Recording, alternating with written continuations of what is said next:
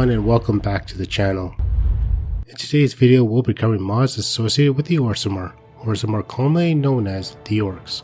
The Orcs have endured a lot throughout their history in Tamriel, where they've been viewed as nothing more than uncivilized beasts, and looked down upon despite their inheritance of elven blood. However, despite their rough history, Orcs started to gain recognition towards the end of the Third Era, especially with the Empire, where their exceptional warrior skills became a welcome addition to the Imperial Legion. While most of the race prefer to live isolated from society in strongholds around mountainous regions, some have managed to integrate with the rest of civilization as everyday folk. Well, at least trying to for some. So most of the mods featured in this video are quite lore friendly, as not only are they great when it comes to roleplaying an orc, but they also show off their culture and society. We'll start with Overhauls, and you may notice from the base game that all the playable races have the same body types, which is quite unimmersive considering that orcs are supposed to be the biggest out of all of them. Yeah, you can make a Bosmer character look just as big as some of the orc NPCs. With Orc Overhaul, however, the orcs get an upgrade, appearing much larger and more menacing. There are 3 versions to choose from, ranging from subtle to extreme, with the latter being more related to the orcs in other fantasy games like World of Warcraft. The mod also includes some passive abilities, giving them higher endurance, more strength, and 10% magic resistance to go along with the Berserker Rage ability, a real benefit for a warrior character. Now, if you like the idea of different body types but want it to be applied to the other races, then there's racial body morphs from the same mod author. Each race has their own distinct body type, as the author provides a logical meaning for each of their physique. High elves appear much slender but are still the tallest race. Nords have a bigger build to them compared to the other human races, and Bosmer Brechans are shorter, standing barely taller than a child. The mod also includes a patch to be used alongside Imperius, another must-have mod if you want to roleplay a certain race. Since most orcs prefer to live in strongholds, it would be great to have your own while also being cheap. But with the Orc Hearthfires mod you can by using the same system to build your very own stronghold. To do so, you'll need to complete the Cursed Tribe quest, and then follow up by completing 4 quests for the Orcish people, which can easily be done by collecting ore or beating up the chiefs. Afterwards, the courier will give you a letter entitling land near Greenspring Hollow in Whiterun, where you'll find your very own crafting station. Along with building the longhouse, it includes a cellar, barricades, smithing section, and a hut for your wise woman. After building your own stronghold, the only thing left is forming your own tribe, which can easily be done with Dominion's more orcs. This mod places additional orc NPCs in strongholds as well as in cities and other factions where they can be recruited as followers. Using this alongside with mods like Guild Starter or My Home is Your Home, and you can have your very own stronghold. However, if building your own home is not your thing, then there's Tharash Dol, an orc stronghold that comes with its own NPCs including vendors and guardsmen. The stronghold features its own longhouse, market stalls, fishery, Orc Helical Mine, and a shrine to Malakath with its own blessing. There's also the garrison that features a trophy room which uses an auto display system for your artifacts thanks to the general stores and displays mod. The garrison also houses a large banquet area as well as multiple crafting stations with some unique designs. Returning to followers, I should mention Desergra, a female warrior with her own custom dialogue. While she uses lines from the vanilla game, they're edited to sound deeper, similar to an orc character, and helps give her own kind of personality. Well, this is a nice mess you've gotten me into. Wearing heavy armor, Desergra wields a war axe and dagger in combat, but can also switch to her bow with its own unique enchantment. She can also activate Berserk whenever she needs to. Time to die. Not bad. Other than the standard follower features, she offers training in smithing, help fortify your smithing abilities, and can even unlock master chests with her lockpicking skills.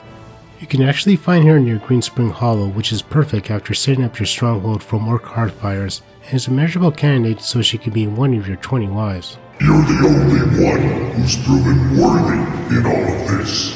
For roleplay mods, there are 2 very popular ones well designed for an orc playthrough. Alternate Start gives you an option to begin living in an orcish stronghold after selecting the race. You also have the benefit to start off with orcish gear, including an axe and shield as well as access to all the other strongholds. Then there's Wintersun, where beginning as an orc allows you to select either Malakath or Trinimech as a starting deity. Both deities specialize in melee combat, and when reaching devotee status provide additional ability to help further your skills.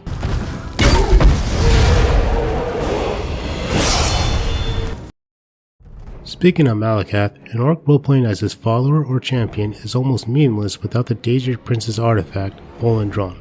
While the Hammer of Might is one of the better artifacts from the vanilla game, there are two mods that make the Warhammer more unique yet fitting for the Daedric Prince.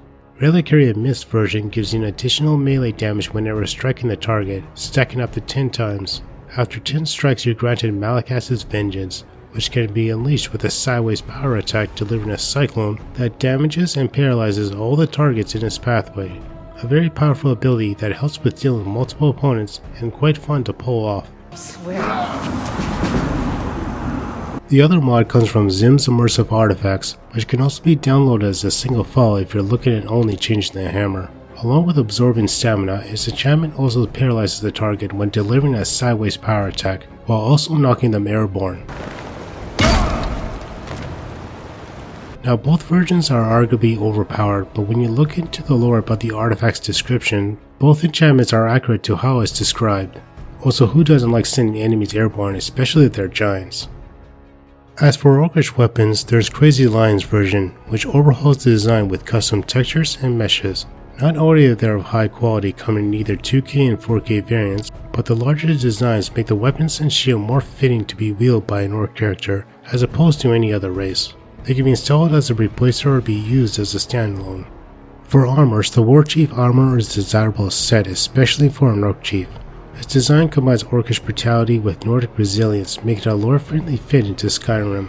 The armor comes in both heavy and light armor sets, as well as two different styles of headpieces.